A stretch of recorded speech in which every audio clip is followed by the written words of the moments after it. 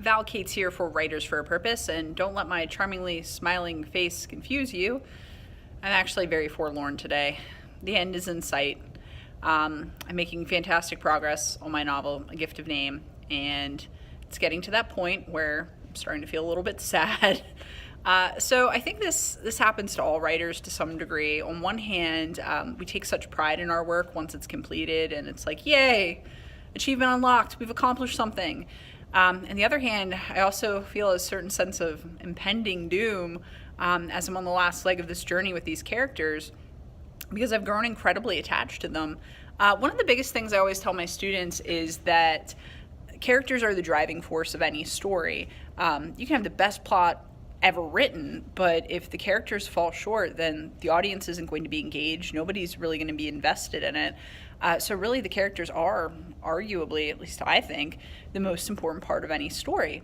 And these particular characters have really run me through a ringer emotionally, and I've become so attached to them. Now, originally my idea was to proceed with their story as a trilogy, and that is still my intention.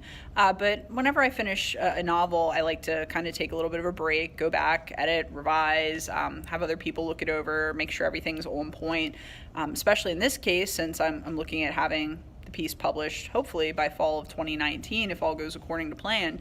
But again, there's still that sense of almost sorrow as I'm getting to the end of the story here, because I have become so attached to these imaginary people. It's actually kind of funny. I was talking to one of my friends about this last week, and she said, when you talk about your characters, you talk about them like the real people. She said, you're saying things like, oh, so-and-so did this, and you won't believe what this guy did today, and oh, I really wish he'd get over himself. And honestly, I do talk about my characters like that because they do become real people to you in a way.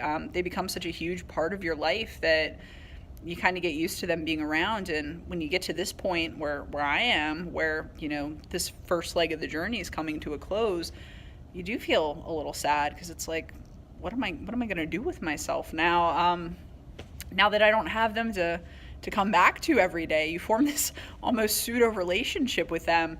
And you start to sympathize with everything they're going through, and you root for them, and you just really want to see them succeed and thrive. And it's rewarding, but in the same token, it's gut-wrenching at points too, because you become so invested in what they've become and what they're doing.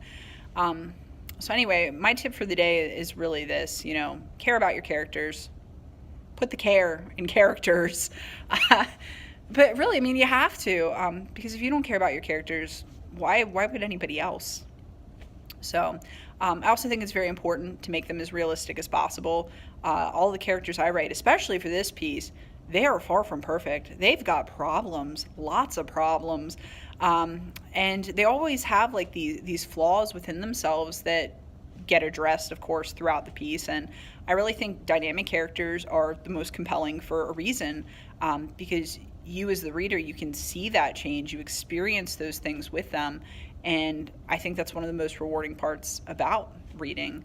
Definitely one of the most rewarding parts about writing is getting to show the readers how these characters grow and develop and change. So care about your characters.